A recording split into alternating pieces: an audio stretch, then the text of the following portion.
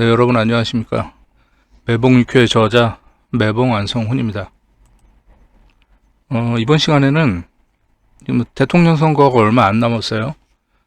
그런데 대통령 선거에 관련돼서 점괘를 보려고 하는데 용신을 어떻게 잡아야 되는지 모르겠다라고 이제 질문을 해주신 분이 계셔서, 네, 그래서 뭐 다른 선생님들도 함께 공부가 되실 것 같아서 영상을 촬영하게 됐습니다. 자, 대통령 선거를 그러니까 뭐 이런 거죠.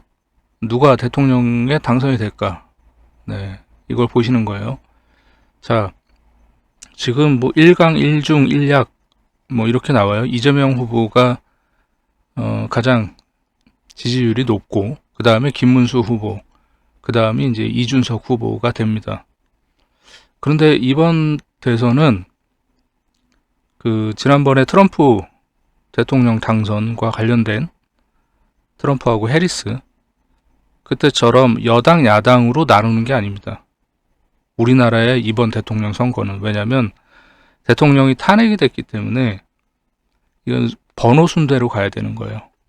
그래서 1번이 이재명 후보가 되는 거고, 2번이 이제 김문수 후보, 네, 그 다음이 이제 이준석 후보, 이렇게 놓고 보시면 되고요. 1강 1중 1약 요 순서대로 그냥 말씀드리는 거지만, 네, 번호 순대로 말씀드리는 거예요. 결론적으로는. 그래서 각 후보가, 그러니까 뭐 이재명 후보가 대통령이 될까, 예, 응효하고 관효를 보시면 됩니다. 그리고 마찬가지로 김문수 후보가 대통령이 될까, 이것도 응효하고 관효를 보시면 되고, 이준석 후보가 대통령이 될까, 이것도 응효하고 관효를 보시면 됩니다. 그러니까 새 후보에 관련, 뭐 권영국 후보에 대해서도 점괘를 보고 싶으시면 그렇게 보시면 됩니다. 응효하고 관효. 그런데 이제 대체적으로 지금 1강 1중 1약 이렇게 이준석 후보도 지금 10%를 지지율이 10% 정도 나왔기 때문에 단일화를 뭐 이준석 후보 쪽으로 하느냐, 뭐 그럴 일은 없겠죠. 김문수 후보가 자리를 내놓지는 않을 테니까. 그렇기 때문에 각 후보별로 개별적인 점괘를 보실 땐 이재명 후보가 대통령에 당선이 되겠습니까? 라고 질문을 하시고, 응효하고 관효의 연관관계. 응효에 만약에 뭐 이 점괘는 그냥 임의대로 가져온 건데, 예를 들어서 응효에 만약에 소녀가 임했다, 그러면 안 되겠죠. 예. 왜? 손이라는 것은 관효를 극하는 글자가 되기 때문에 응효에 임했을 경우를 얘기하는 겁니다. 예. 그런 연관관계, 관효하고 응효의 연관관계를 따져보시면 돼요. 자, 그 다음에 뭐 이렇게 볼 수가 있겠죠. 또 이재명이 이길까, 김문수가 이길까, 그러니까 누가 대통령에 당선이 될까, 이렇게 본다면 세효가 이재명이고 응효가 김문수 후보입니다. 네, 이거는 1번이 이재명 후보고 김문수 후보가 2번이기 때문에 세효와 응효는 이렇게 정해야 되는 거예요. 여러분 마음대로, 여러분이 예를 들어서 김문수 후보를 지지하는 분이라고 하더라도 세효를 김문수 후보로 정하는 게 아닙니다. 예. 그거는 점괘가 틀리게 나옵니다. 그 부분은 명심하시고요. 지금 여당 야당의 문제가 아니라 대통령이 탄핵된 상태에서 조기 대선을 치르는 거기 때문에 번호 순대로 가야 되는 겁니다. 그래서 세효가 무조건 이재명 후보가 돼야 되는 겁니다. 그 다음에 뭐 이재명 후보가 이길까, 이준석 후보가 이길까, 여기도 마찬가지로 세효가 이재명, 응효가 이준석 후보, 이렇게 되는 겁니다.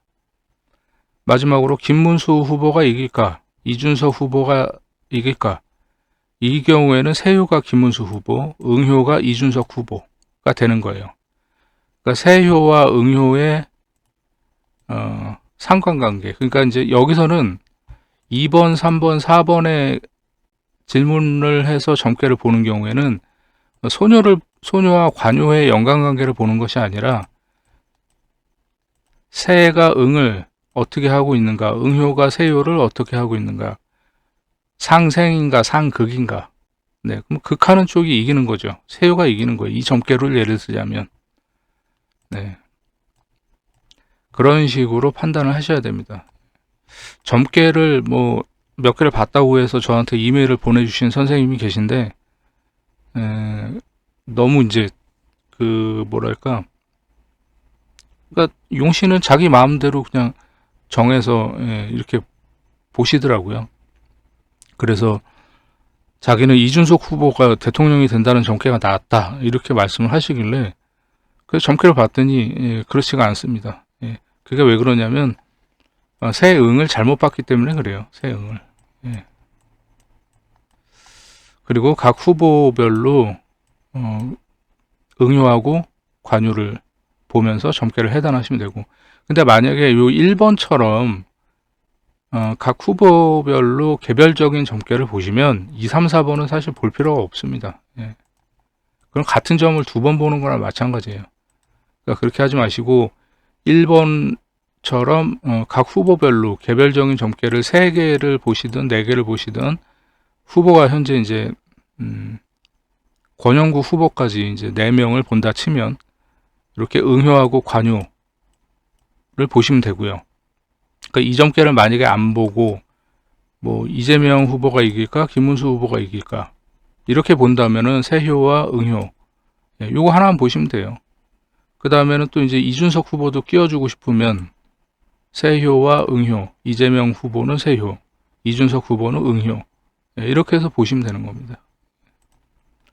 잘 참고하시고 공부에 도움이 되시기 바라겠습니다. 저는 뭐 아직까지는 오차 범위 밖에서 거의 한 9% 정도 차이가 나기 때문에 지지율이, 그러니까 이재명 후보하고 김문수 후보, 오늘 낮에 뉴스를 보니까 지지율이 한 9% 정도, 물론 이제 한 자릿수 내로 들어오긴 했지만 그래도 차이가 있습니다. 거의 10%포인트 차이가 나기 때문에 아직 점괘를 보지 않았습니다.